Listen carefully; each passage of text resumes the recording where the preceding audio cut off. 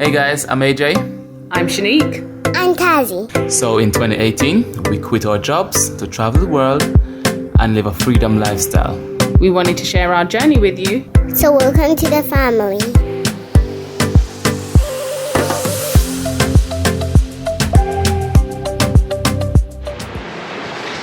All right, so today we are going to be answering some of your most asked questions and just a general Q&A, things that you ask us now and again. I just thought we'd compile a video so you have everything, most asked questions. It will probably be here, all right? So you can eat your food and watch this. Yeah, get comfortable. Yeah, man. It's not going to be long, it's a though. chill I'm not one. trying to, and I'm not trying to make it too long, to be honest. Exactly. So let's get straight down to it. The first question. Money. People want to know about money every single time. Money, money, money, money, money. Like they're playing the Lotto song. Money, money, money, money. I wasn't even going to say that. For actually. real? The first question that actually got asked was about giving birth here. Because we are giving birth here in Mexico. Actually, experience. by the time this video goes out, we should have new our new edition, good and number 4. But so this person asked, are you having a home birth or hospital, or is it private? I'm not sure. Is it private part? I think means like, is it a secret? You're not saying. I mean, I think so, but I'm not sure. But how are we planning to give birth here? Well, that's a really good question. Thank you for asking. We're gonna do the home birth thing, and it's interesting that we're saying that. And obviously, we've had 4 years on the road, so in terms of feeling, obviously this is our second child as well. In terms of feeling a certain way, we feel a lot more comfortable because we have experience on the road, and we've lived in 14 different countries, so different cultures. And the first time we came to Mexico, we felt comfortable, and that just continued on with the different experiences. And after meeting the birth team and actually listening to different conversations that you've been a part of with people who've given birth here, especially black women, it feels, for me personally, I feel more comfortable this time around than I did when Taj was being born in London, in the hospital. Right. Yeah, I think what I appreciate about being here, a lot of people assume that we were going to come back to the UK. There is a general misconception, I think, that giving birth abroad in what people label third world countries, Mexico is not third world at all. Like, actually, in terms of like GDP, I think I read it's like number 14 in the list of countries across the whole world. So people often think that services are really lacking here, and I think it's just like any country. Like, the NHS is cool and all, but it's not necessarily the best you can get there. If you can go private in the UK, you're probably going to have a better experience, and I think it's similar here. We haven't actually used the public health system here, so we can't really comment on it. Every time that we have used a health system here in Mexico, it's been private, and we've always had great experiences, better than the experiences that we've had in the UK. And it's very affordable as well. And it's affordable as well, exactly. So I am converted to private healthcare, I can't lie. In Mexico. In other countries as well. We've experienced private healthcare in Ghana, which was quite good too as well. Really good. Yeah. So I definitely like to go from private healthcare here, which we felt was better than public in London, would not make any kind of sense at all, to go from one to the other. Generally just felt, like AJ said, when we got here, that we would have a better experience here, and that's one of the reasons why we decided to come back here. And we had the aim for Taji's birth was to be as natural as possible. There were some complications, and I feel like I'm more informed about my body, its capability, about its possibility, the way that it works as well. And so, yeah, absolutely. I definitely hope that we're able to have the home birth that we desire. I also, though, am very open-minded to know that birth is unpredictable. And anything can happen. And I've had, though generally, like, I've never really had complications in pregnancy itself, this one has been more difficult for me. And so my blood pressure has been a little high. I didn't have any blood pressure issues at all with my first pregnancy.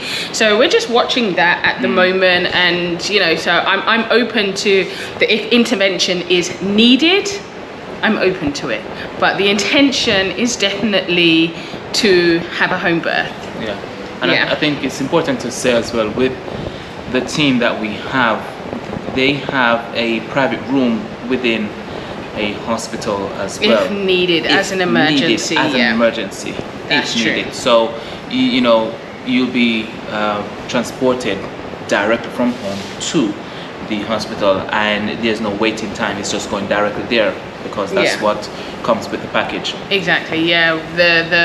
The emergency team would be on standby if needed. They're on call for us if we need them. I'm really loving the team that we have. I trust them. They're cool. I trust their judgment. They've been very supportive for the whole time we've been here. So yeah, I'm happy. I'm ready. I'm looking forward to it. Next question, like you said, is about money. How do you afford to live abroad full time? Okay. I would say that we mainly have 6 streams of income. I think it's 6. I think it varies. It changes. 6 to 8. 8? No, it's not as much as 8. No. I'll list them. So teaching online, web development, affiliate marketing, selling digital products, virtual assistants, outsourced services. Maybe that's why I can't tell you. Okay. Yeah. So yeah, I think it's 6 at the moment, but we're definitely looking to increase. My aim is to have 10 income streams to myself. I like that. So 6 income streams, for now. What advice do you have for someone that's thinking of leaving the rat race? Start earning the money. I just gave you an example of how you can do that. Do that, because if you want to leave the rat race, you have to have an end goal. Yes, you want to leave it, but by when? And how are you going to supplement the current income? I just gave you the how. I literally just gave you the how. The how is important.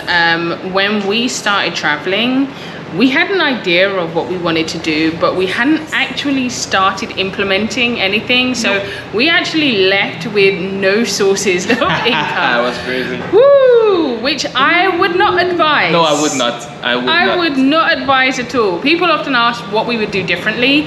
That's the one thing that I would do differently is maybe spend 1 more year in London. Get our income sources going, because we had it in the first year. We were earning, so but I think we just needed, we had to earn alongside figuring out this new life. Exactly. So I would just probably give us 1 more year to develop our income streams, because we did not do that, and we're still here, but it wasn't easy. I can't lie. So I think the thing you need to do is decide what kind of lifestyle you want to live. Know what you want out of your life. See how much it costs to live it. Research how much it's going to cost, and determine how you're going to make that money and how you're going to afford it. Yeah. All right. That's my advice. That's it, fam. When will Taji come back to the UK for school? Listen, I don't know why people keep asking this. School. Listen, Taji will go to school when time she grows up, and this young lady can write me a thesis on the pros and the cons of school. And that thesis has to be properly articulated Until then, this girl ain't going nowhere than my side. Well, I was going to say, Taji does go to school. Her world is Exactly. school. You're talking about the traditional Like- school. I know that question was about traditional. Of course, yes. But the world is her school. Yeah. Because why have a child, and a child, she is only 4 years old still. If we were in the UK, but according to her age, she would be in traditional school. However, Taji is a very active child. There is no way she is sitting at a desk for 6 hours a day. It is not going to happen. No. Then they start labeling the children who are overactive. Exactly. She would be given some kind of label as if she's, you know, not normal, and no, we ain't doing that. She is amazing as she is. She just needs to be challenged. She needs to be entertained. She needs to be stimulated, exactly. And one of the things about our lifestyle is we can offer her that by just walking outside. Yeah, see. By just catering to her needs and the things she enjoys.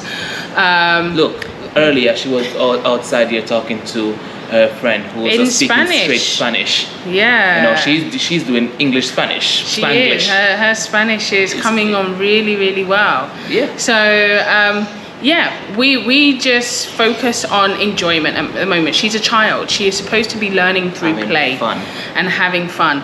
And when the time comes for education, whatever that means, because what many people consider education isn't actually all that useful in real life. It's not education. It's a conveyor belt of sheeps. Exactly. Just designed to churn out robots, factory workers, and I'm not raising a robot. Exactly. No, a lot of the knowledge that people gain in school is not helpful or relevant or useful. How much of your knowledge that you gain from school do you actually use on a day-to-day basis?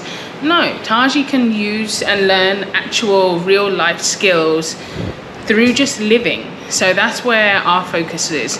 And if she wants to learn about history, we're going to take her to the places like she can visit. There is actually pyramids like meters away from where we are. She can visit pyramids rather than just reading them in a textbook. Don't go touch it. Yeah, it's life, and learn about them from the people who are descendants of them. Like, no textbook can give you that. So this is how we're planning to do school. Do you plan to come back to the UK to settle? Settle? What does that mean, settle? What does that mean? If you're talking about settling in the traditional sense of how I think you mean, then how long have you been following us?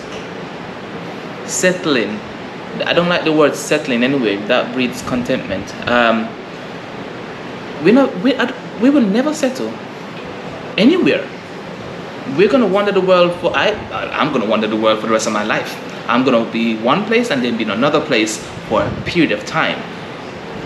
Settle. No. I think our focus is maybe to build a base or two or three or four. Somewhere that we can call home, few places we can call home, that we can take breaks from, that we can put our things in and collect some stuff. Yeah, we'd like to collect some stuff, but generally no. Returning to the UK on a permanent basis is not happening at all. Not saying that people don't take 2 steps and to move 4 steps forward. Not saying that, but permanent. No. Permanent. We might come back to the UK for a year or two. It's very possible. It's possible. But permanent, no, never. If we're coming back for a specific purpose, and we've got our plan to get out again. Yep. No, permanent's a definite no. We're wondering still. We're still just starting, man. We're just starting. There's 197 countries to see. I can't just decide that I'm done. No. And never go anywhere again. This new one needs to see the countries too. Exactly. So build a base. Build somewhere, some bases. But and that's about it. And we keep going. We don't stop. Nope. We're never gonna stop.